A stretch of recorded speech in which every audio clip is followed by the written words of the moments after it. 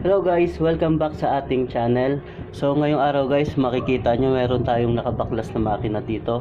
Itong makina na to guys ay Rusi 110 naman. Kaya ito nakabaklas guys kasi magpapalit tayo ng mga gasket nito kasi matindi na yung tulo nito, yung leak ng langis, kaya obligado ng palitan. So meron naman na tayong overhauling gasket na naka-ready para pagkatapos malinis nito i-assemble na to. Guys, samahan niyo ako.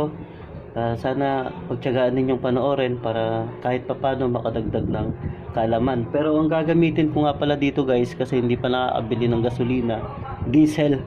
So panlinis muna yung diesel sa unang paglilinis, tapos pangalawa yung gasolina na, kasi yung gasolina pagkatapos na malinis ito natutuyo ka agad pagka nahugasan siya ng gasolina. Although yung diesel maganda naman panglinis, pero hindi siya kaagad na natutuyo. So magastos sa basahan pagka diesel talaga yung ginamit. Pero kung bakit diesel yung gagamitin ko ngayon, kasi meron siyang mga dumi na sobra talagang kapal, at saka yan, kagaya niyan, hindi siya natatanggal kaagad sa gasolina, kaya diesel yung gagamitin.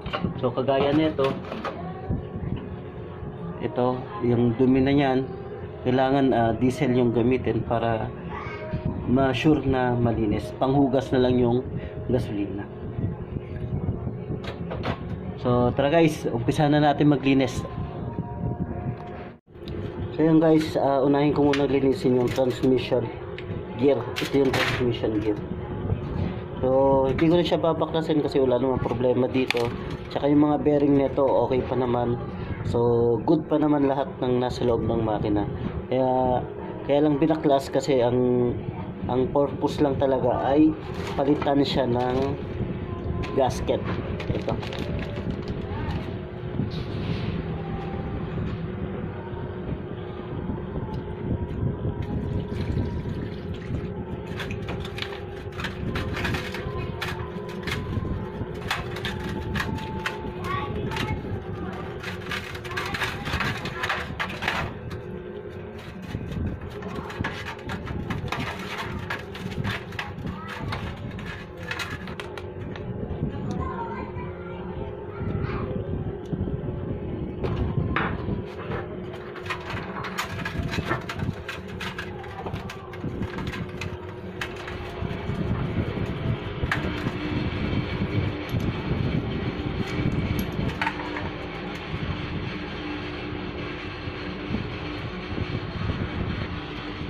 So yan na guys, natapos ko na linisin tong transmission gear. So itutuloy ko naman yung iba.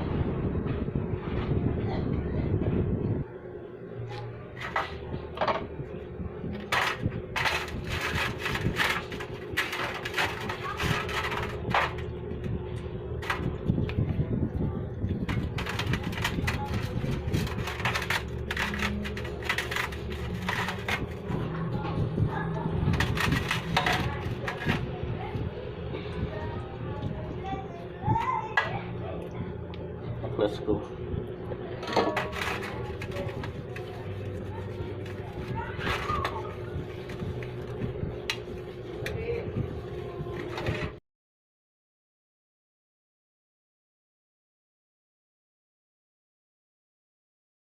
Lang din naman.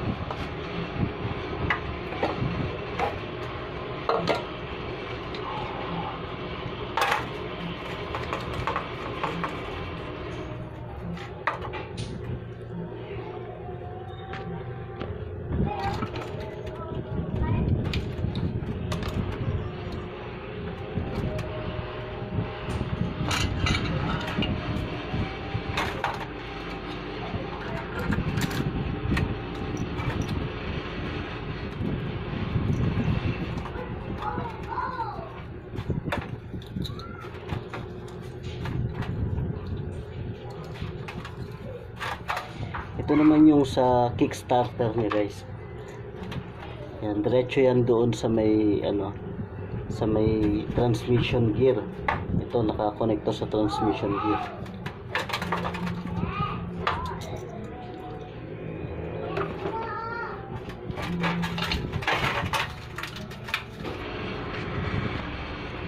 So yan guys, nalinis ko na.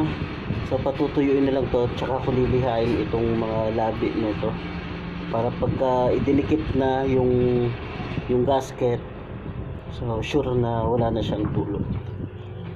Yan.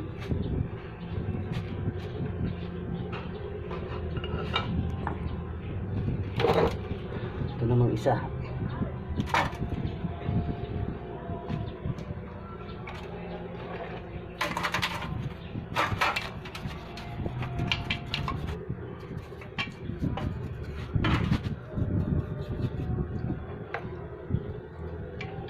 So yan guys, nalinis ko na rin itong isang pisngi. So yung ibang pyesa naman yung nilinisin ko.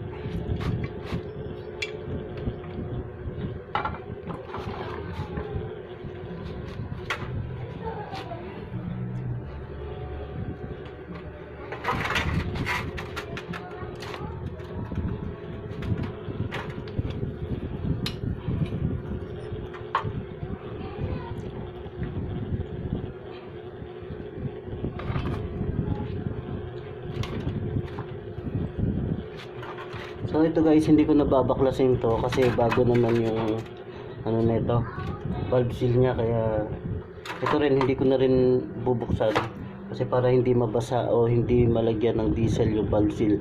Kasi pagka nalagyan ng diesel yung valve seal, maaari siyang lumobo at baka magpalit na naman tayo. Baka magpalit na naman tayo ng valve seal, lalo na pagka naikabit na to, magbabaklas na naman. So yung lilinisin dito yung labas lang, tsaka ito hindi naman gano'n ka rumi itong nasa ano.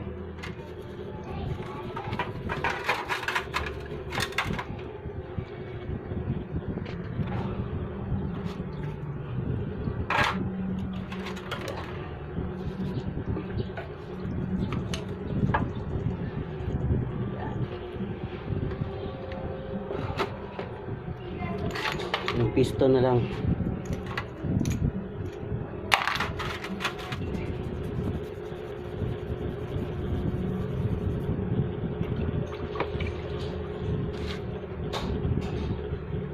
So yung piston ring na ito guys, hindi ko na muna papalitan kasi good pa yung piston ring na ito. Wala namang ingay na naririnig pagka umaandar to. Yan. Next natin yung housing ng clutch lining.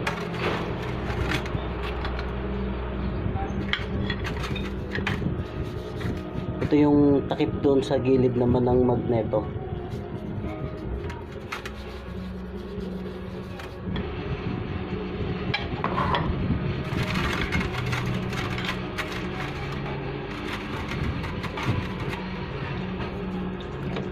So itong mga to, wala namang problema itong mga to.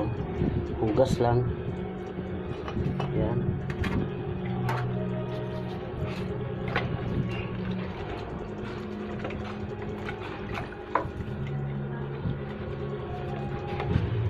So yan, malinis na guys. Pero yung lining, hindi natin pwedeng linisin sa ano, sa diesel. Okay lang din naman, pero hindi ko nalilinisin sa diesel kasi huhugasan naman siya ng gasolina. So ito yung last. Meron pa. Yan. Yung mga liit-liit kagaya nito sa gasolina na lang, para isahan lang sila na ano, hugas.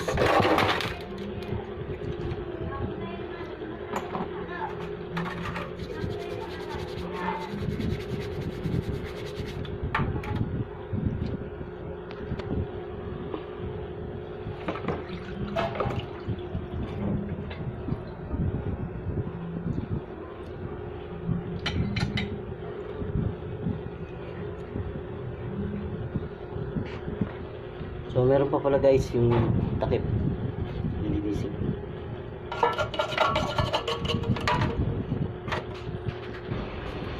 Ayan guys, nalinis ko na. So ito na yung last. So ayan guys, natapos ko nang linisin itong mga piyesa ng makina ng motor na Rusi 110. Na lang muna yung video. Sa maraming salamat sa mga sumusuporta sa channel natin. Kayo sumuporta, at kung bago ka sa ating channel, kung mapapadaan ka dito, paki-subscribe naman ang channel natin at paki-like and share the video na rin. So maraming salamat guys. Ingat kayo lagi. Bye bye po.